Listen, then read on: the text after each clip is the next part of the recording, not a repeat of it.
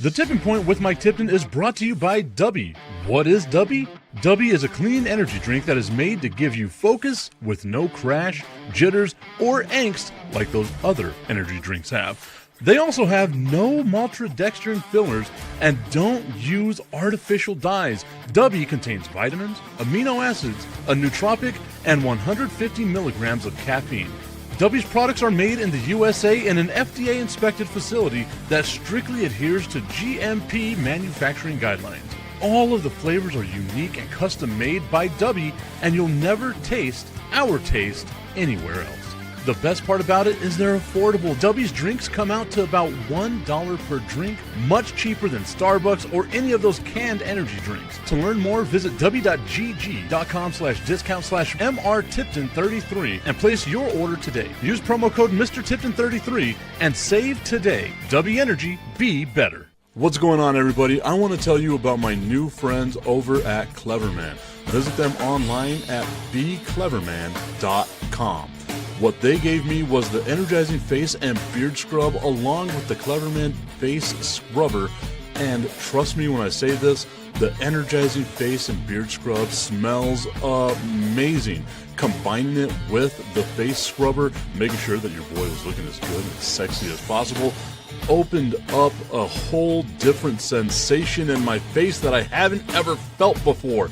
I felt so clean, so fresh, and so clean, like Outcast said, and it helped me feel like I was ready for my day. Make sure you visit them online at becleverman.com and follow them on Instagram at clevermannyc. The link is up in my bio if you want to check out all the amazing products they have. Visit them online, becleverman.com.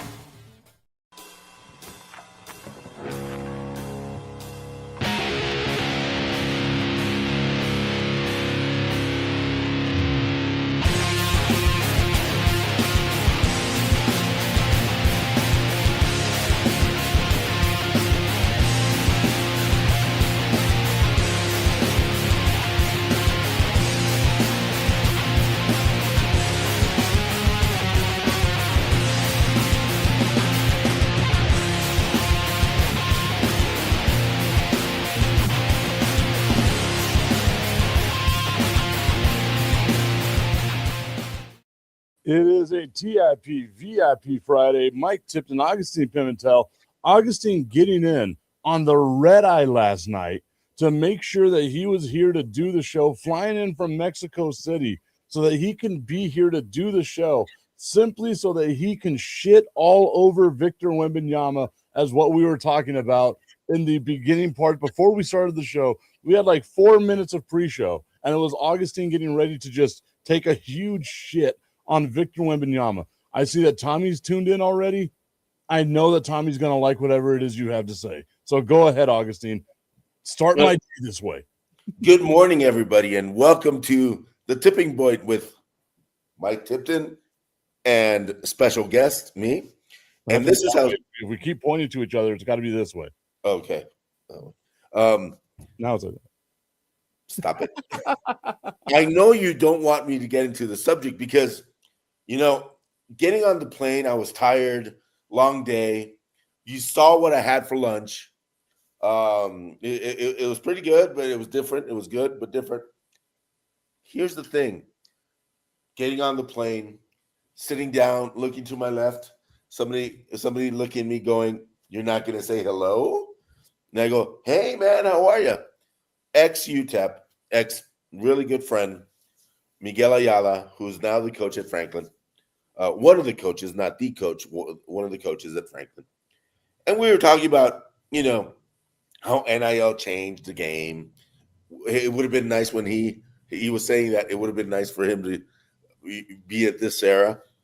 But here's the real question that we talked about. And this is a question that you should apply to all the players out there right now.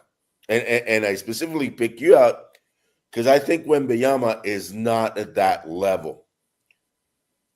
Is Wembanyama a great player? Or here's the question.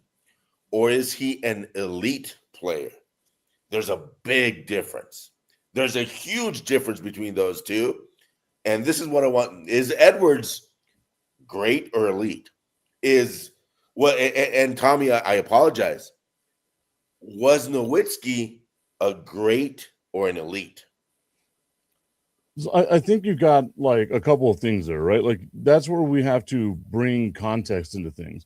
At the end of his career, you can definitely say that Dirk Nowitzki was an elite player, right? Like everything that he was able to do, one of the greatest to have ever done it, hands down, the best European player. Whenever you can say you're the best XYZ of anything, then it means you're pretty damn elite.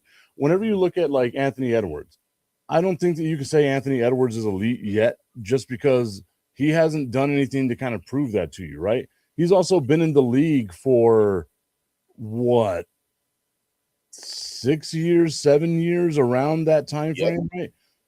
So that's where you would expect someone to take that elite step forward. Whenever you talk about Victor Wembanyama, yes, he's a one of one. You will never find a talent like Victor Wembanyama. It's also just his third year and his only full healthy season with the San Antonio Spurs, right? That's like there has to be context in there. Nobody would have said year 3 for Michael Jordan that he was elite. Nobody would have said LeBron in year 3 was elite. Kobe Bryant in year 3, if I remember correctly, had finally just started coming off the bench. And if you remember the 1998 playoffs, the reason why the LA Lakers, got beaten by the Utah Jazz was they go to overtime and Kobe airballs 2 3-pointers that could have won the game for him. Wasn't even close, right? So to get to elite, I think we have to look at elite like that level of player when it's all said and done or when they're on the downside of their career. It can't be. Okay, here's my question. What players throughout NBA history started out in the league being elite? That you knew that they were going to be that player. I have probably 2, 3 in mind, but to be at that level already starting out, that's tough. And I got at least 3 on my mind, and I wanted to run this by all of you to see if I'm crazy. Who would be your 3? Shaq. Okay. Shaq, when you saw him in college, you knew that boy was going to be completely something different in the NBA. And then the ones I saw, playing, I got, and this is going to sound ultimately redonkulous. I know this. People are going to go, what? Hear me out on this one. LeBron, even though he didn't go to college, you saw that guy playing in high school, doing stuff that even most pros are tough at doing. And the third that I thought about, Larry Bird.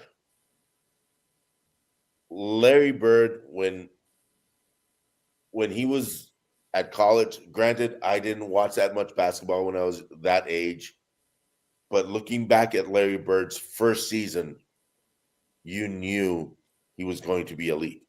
I didn't see Magic that much, but Bird, yeah. And if you guys want to correct me on Magic, tell me about Magic, because I didn't focus that much on Magic. So the commish saying Jordan, Bird, and Magic would be his 3. I agree with you with LeBron, but I also, what defines it? You know what I mean? Because you bring up Shaq, and like I can say, yeah, the physical ability that Shaq had whenever he came into the league, you kind of knew that there was going to be some greatness there. Sure.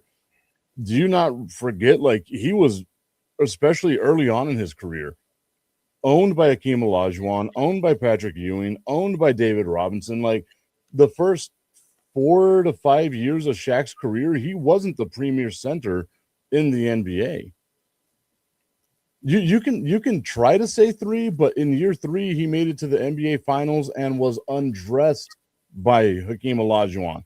The next year didn't even get to the finals because he was undressed by Patrick Ewing. Okay, who didn't went to Orlando or went to LA and got with Kobe, got with some, better coaching, that he became Shaq that we fell in love with. And that was like 99, 98. Quick question there. Who did not get undressed by Hakeem? David Robinson.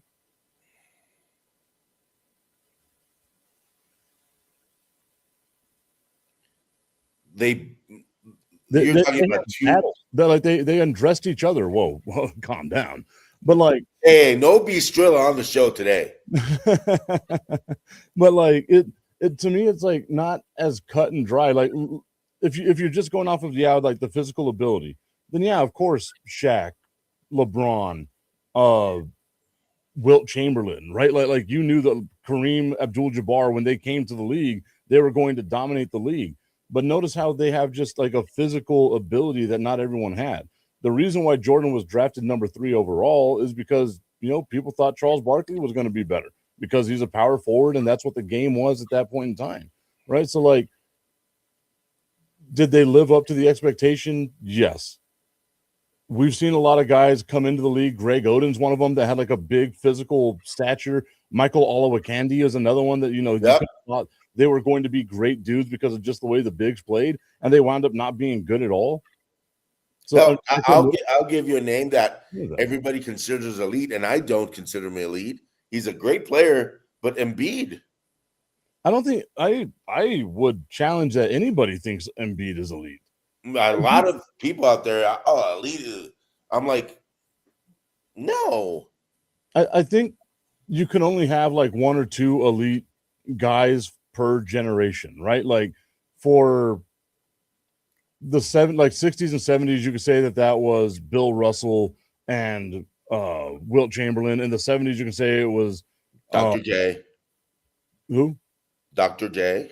70s and 80s. Dr. J and Kareem. In the 80s, Bird and Magic by far. In the 90s, Jordan just by himself. He was in a different class than everyone else. You might want to put Hakeem in there, but Jordan was still so much higher than everyone else. Early 2000s, you could say Kobe. We see the emergence of LeBron. LeBron kind of bridges the mid 2000s into the late 2010s, right? And then Steph Curry, we see the emergence of Steph Curry. Now it's like Jokic, and I don't think Embiid has that type of skill set. You look at whoever might be out there to like take over the mantle from Jokic. Wemby would be that guy possibly, and then maybe Luka. But I feel like we are starting to see Luka on a little bit of a downslide. Oh, Tommy, don't go after Tip on this one. I want to read this comment real quick. Ashley tuning in saying, "Fellas, good morning. I have been catching up on some basketball and have been pretty impressed with these newer players. Not all of them, but I like seeing some of the grit and toughness. She must be watching San Antonio Spurs games, baby. Like that's what she's watching. Or Detroit. Detroit gives me a lot of those vibes as well. I did want to give a little bit of love to the commish yesterday. I don't know if you had already left at this point or not, Augustine, during the show, but I had mentioned why I don't necessarily care about the NFL schedule release. Yep. Right? Because you kind of know who your teams are going to play. The commish, along with Tommy, trying to drill it in my head that the reason why the schedule release is so important is because when buying tickets, when trying to get days off, when trying to do all these other things. The commish bought tickets to the Arizona Cardinals and Dallas Cowboys matchup, but didn't realize that it was in Dallas and not in Phoenix where he lives. So guess who's going to get 2 tickets to go to a Dallas Cowboys game because the commish didn't look at the schedule release that he was just bashing me over the head about, that he needed to have, the schedule release is so important. That was not elite, commish. That was not elite. Definitely not at all. Tommy saying, don't talk bad about my Luka. I'm not talking bad about Luka. I'm talking bad about, his, again, he's been in the league. Next year is going to be 8 years for Luka Doncic. Yes, he could be one of the elites, but is he available for you all the time? And that's the biggest issue. But he's the small jar of mayonnaise compared to, Jokic. Yeah, Jokic is the large jar of mayonnaise. Luka's the normal size jar of mayonnaise. Yeah. I mean, if Luka didn't eat all that pizza and pasta in the offseason, he would have a chance to be a great one. But Lucas still, he's a good player, don't get me wrong. But there's a definite distinction between good, great, and elite. Yeah. And again, like, we can look at these guys in hindsight and be like, yeah, they were elite. In the moment, it's kind of difficult to say whether or not you want to that you can buy that. You know what I mean? So you look at Wemby, he has all the tools there. Outside of Wembanyama right now, who could that guy be that takes that mantle, that takes that next step forward? And I'm having a hard time identifying that person. Maybe it's Cooper Flag, but I got to see more out of Cooper Flag, right?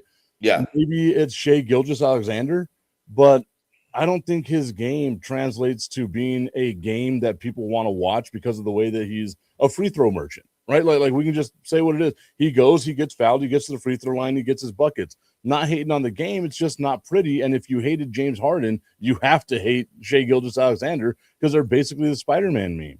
So for me, it's like, it's too early to call anybody that's within like their first 5 years elite, right? We have to see continued success, continued progression. Once you get past that 5-year threshold, then you can start being like, you know what, that guy's elite. Because if you judged elite against Steph Curry the way that we're trying to judge it against Wembanyama, Steph Curry basically missed his first 3 years because of all the ankle injuries. He was a lot of people don't realize he was this close to not being on the Warriors, to being just flat out released because of how often he was injured. Yep. and one more thing. In order to get to that elite level, because we have to be an NBA player, you have to be a really good player. The bench of the bench of the bench at the NBA could kick our butts with one hand behind their back. Yeah. Here's my question. Do you also need an elite executive staff to get the right pieces around you, like Wemby needs? For example, obviously that has a lot to do with it, right? Because we've seen a lot of players that were what some people would consider elite, right? Like Kevin Love as an individual player on those really bad Minnesota Timberwolves teams. A lot of people would have thought that he was elite. Then you surround him with LeBron James and Kyrie Irving, and you realize, well, maybe he's not elite. He's really good, but he's not elite because these guys are elite and really damn good. So, yeah, like you have to be able to build a team around him. And to me, the only way you can be like an elite guy, Tim Duncan, right? Like he's got to be up in that conversation. Kobe Bryant, you got to be up in that conversation. You've got to be the guy on your team from day one. Sustain success all the way up. So here's my second follow-up question to you, Michael Tipton. How long is this show? Oh, today's show, we're going to have a little bit of a shorter show today just because, as you can tell, I'm already in work gear. I've got places I need to be. We don't know if you know this or not. We got a really amazing baseball game that sold out in no time. That's happening today. I got like so many texts and emails coming in today being like, hey, my guy, I know we told you to come in at 1, but I don't think it's going to happen today, not at 1. So your boy's putting in what's going to be a really long day today. So we're going to do a little bit of a shorter show today. And I just wanted to let you know, Augustine, that I'm so happy that you're here right now, that I get to talk to you, that you get to be a part of this, because I'm about to hit you over the head with the tip. I just want to put the tip in. It's time for Just the Tip. That would make me uncomfortable. Promise that it ain't too much, but just enough. Just a tip. Just a tip. Just the tip? Just the tip. It's time for Just the Tip.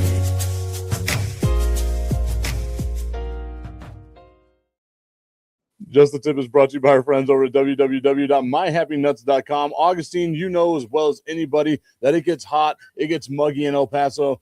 www.myhappynuts.com is rocket science for where the sun don't shine, making sure your boys are feeling nice and good. I slathered myself up today because I knew I've got myself a long day. And you want to know something? With as uncomfortable as it might be outside, with as uncomfortable as I might be having to do all these things today, my boys are going to be nice and comfortable all day long, smelling good, feeling fresh, no duck butter, no issues like that happening with me. And by the end of the day, it's going to be even smoother and better than it did to start the day. Augustine, how great is that? Go to www.myhappynuts.com, use promo code Mike Tipton at checkout, and save on all of your male grooming needs.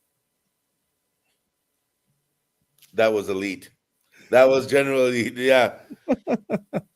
One day, like, I'm going to write a script, and it's not going to be as funny as if I just come off the top of my head with it. Oh, no. When you write a script, it's gone by the third, by the third word. Mainly because I don't know how to read. That's what happens when you graduate from Socorro High School. You just don't know how to read. Okay, so obviously you've been keeping up with the NBA playoffs. I did want to talk a little bit about the schedule release because that happened yesterday. What are your thoughts on the NFL schedule release? You already know mine. I couldn't give two shits about it. And that's me about it, because at the end of the day, you have to win the games to get to the playoffs. You have to win the games to actually go to the Super Bowl, and you have to win the Super Bowl to actually win the Super Bowl. Duh. That's a duh kind of thing. And wait, you have to win games? When you have to win games? No matter when they're on your schedule? What? Yeah. You can't worry about what other people are doing. You can't be like the commission and notice that the game is in Dallas and not in Phoenix or wherever it is. Hey, I got 2 tickets and I got them for the cheap. Thank you, commish, for not paying attention to the thing that you told me I should pay attention to. But yeah, commish, that was not elite. That was really, that was like, that was like UTEP at the old WAC conference. That was, no, wait, they were good back then. Dang it. How bad was that? Eddie Arellano saying ouch to Socorro because I dared to make fun of my alma mater. Look, man, it's not making fun of my alma mater. It's making fun of myself. I like to laugh at myself. My apologies to all of my Socorro brethren out there, but they know how I feel. I got nothing but love for it, representing Socorro at all times, even whenever I don't need to be representing Socorro at all times. And I make Socorro look bad 90% of the time. Hey, it's not like they can read what's on the screen anyway. Got him. But even to this day, and even in the NFL, I think we have to make that distinction of good, great, elite. Tom Brady, elite. Joe Montana, elite. John Elway, elite. Dan Marino. I think whenever you look at elite, that's where you have to start bringing in the individual accomplishments, right? Like, what have they done?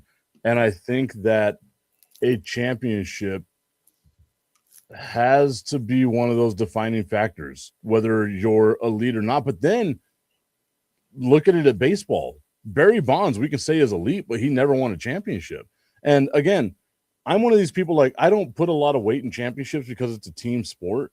But if you're going to be one of the greatest of all time, and I guess football, because it's a little different, maybe that's what it is. Maybe baseball is just a little different because you have a ton of amazing baseball players. Ken Griffey Jr. never won a championship, right? Like, all these amazing players. Ted Williams never won a championship.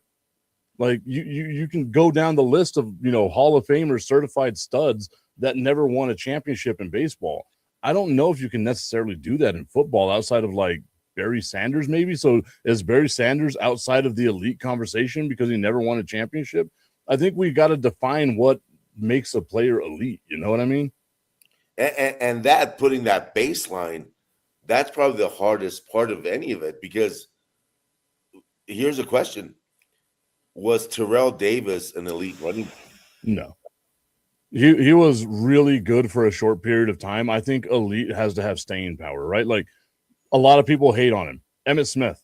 you can say Emmitt Smith was elite, if not the most elite.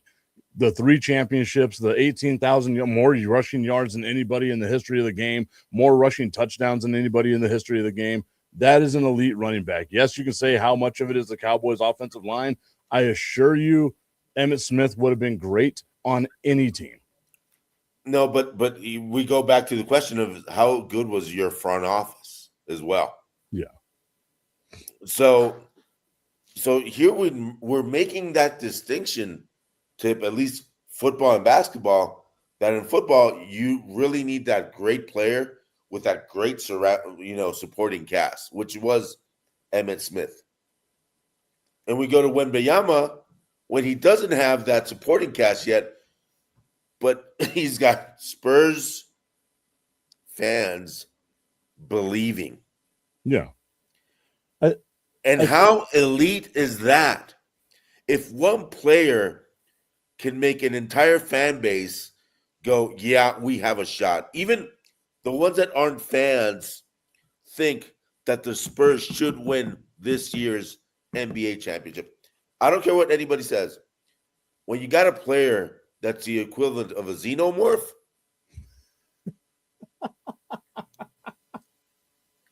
yeah. I hope everybody got that reference. The Spurs should win. Yeah, he's got a lovable supporting cast, but that's 7'8" wingspan of a Boeing 747, changing shots all over the court. Tommy hating on the Spurs saying, nope, let's go Thunder. But he said, let's hoe Thunder. The Thunder are some hoes. I will say that right there. I look at Chet Holmgren. I know his hoe ass is just out there hoeing it up, being a hoe for show. That effort. I do not like Chet Holmgren just by proxy because Wembanyama doesn't like Chet Holmgren. Well, and here's the thing. Regular season, and I know a lot of people are going to go, oh, Augustine, that's regular season. Regular season, the Spurs were 5-1 or 4-1. 4-1. Yeah. So, I mean, here's the thing. I think Wemby is already elite because of what he does. If you take Wembanyama out of that team, any team you put Wembanyama on is a championship contender just at the start of the day. And that's the difference between a great player and an elite player. When you can put that player in any team, and that team is now your contender. If you put Shea Gilgeous-Alexander at the Lakers, are the Lakers contenders? Yes. Okay. So is he an elite player? Actually, I got to think about that now. I would like to think that he is, but the fact that you have to kind of question it a little bit, like that, just bringing up that little bit of doubt, that kind of brings in, okay, maybe he's not elite, right? Like maybe he's really fucking great, but maybe he's not elite. Whereas you put Wembanyama on the Lakers, you're thinking, okay, the Lakers are an elite, like that's a team that can win a championship. I do think Shea on the Lakers, and it would be like this version of the Lakers, right? Would have to be a championship contender, but I don't think there's a guarantee there. Do you know what I mean? Well, there's never a guarantee in sports. Yeah. But at least you have that ultimate as a Laker fan, are you bumping your chest? Are you doing all that? Jason Tatum at the Celtics, were they elite this year?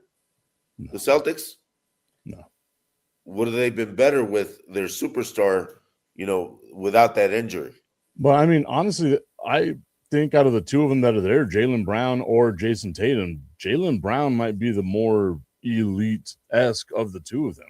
I think he's more important to that team. So is Tatum an elite player, or is he just a great player? He's a great player. Like he's a hard guy to defend against. He's a hard guy to game plan for. But I think maybe it goes this way. Whenever you're the opposing team, who's the guy that you're putting the highlight on, right? Who are you looking at and saying, this is who we need to stop? And I think when it comes to the Boston Celtics, it's not Jason Tatum. Most people are wondering, how do we stop Jaylen Brown? Yep. I completely agree, Tim. I completely agree. That I think is the difference between being a great NBA player, which they probably all are, good, great, and all that. But to be the man, no, I'm not going to say it, Tip. You were waiting for it. Waiting for You it. were waiting for it. I was. Yeah, I saw your face. Very, very WWE and very woo. But in order to be the man, it's not about just beating the man. It's about believing you can be the man. And Anthony Edwards, for example, I don't think he believes that in himself yet. I can see why you say that, and I think I agree with that assessment as well. But I think a lot of it also has to do with like your situation, right? But yeah, when you have 27.5 kids, it's kind of tough to think about basketball. But I like because I was saying maybe Minnesota's not that type of franchise, but Minnesota's done a lot to build around Anthony Edwards. So maybe he just hasn't taken the step the way that people would want to see him take the step. It's kind of like Jimmy Butler, right? Like Jimmy Butler, we can say is a great player, but nowhere near the elite status. Now, here's my question. Where do you put Kawhi Leonard? Really good. I don't think you could even put him as great. Like his peak was amazing, but it was so short. It's kind of like that Terrell Davis thing, right? Yep. Like we're talking about Terrell Davis. The peak of Kawhi Leonard, whenever he was like the defensive player of the year, an MVP candidate, finals MVP, it seems so long ago to what we have now. And he's still a really good player. Had season, career highs this year, 27 points. I think it was like 9 rebounds a game, played the most games that he's played in quite some time.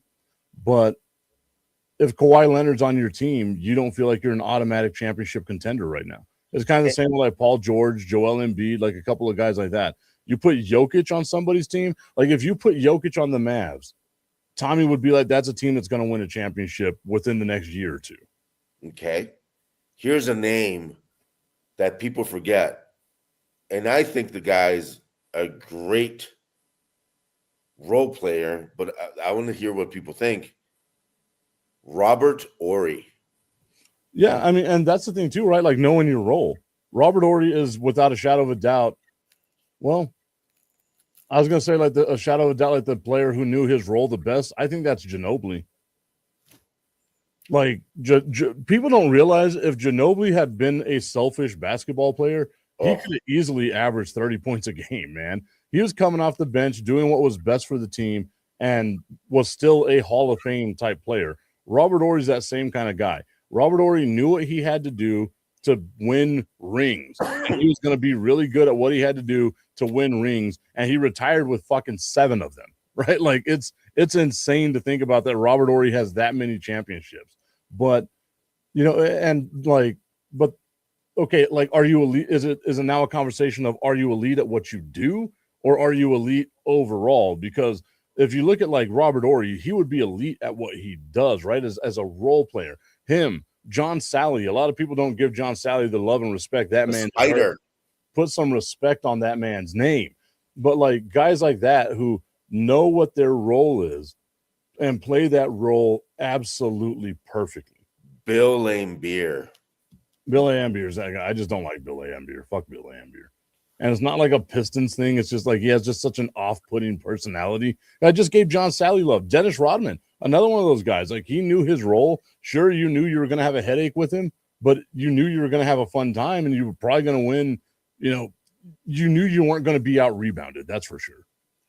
Yeah, and that's the thing. I mean, the specialty players, for example, the Allen, he was considered a 3-point threat. I forgot his first name. Ray Allen. Jesus Shuttlesworth himself. He got game. You think? One of the rare basketball movies I've watched. He got game. No, I didn't watch that movie. Oh, wow. I'm going to put it on Netflix right now, see. Because you got to remember, it's my day off now. I mean, Denzel plays his dad. Like it's a really good movie. Ray Allen. Denzel's overrated. Wow. He plays the same character every movie. He's gonna put a case on your ass. Come at me, Denzel. All right, Augustine, I'm going to have to end the show because I'm already getting my phone blown up right now. It is wild because, like I said, we've got some stuff going on. I might have been able to find people some tickets. So if you act quickly, I might be able to have a couple of tickets for you. But he's got just a tip for you. Oh, yeah. But first come, first serve. We'll see how that goes. Was that creepy? Did that one get you? Yeah, that one got me. Yeah. Can you end the show, please? Oh, yeah, we can do that. See y'all later. Have a great weekend.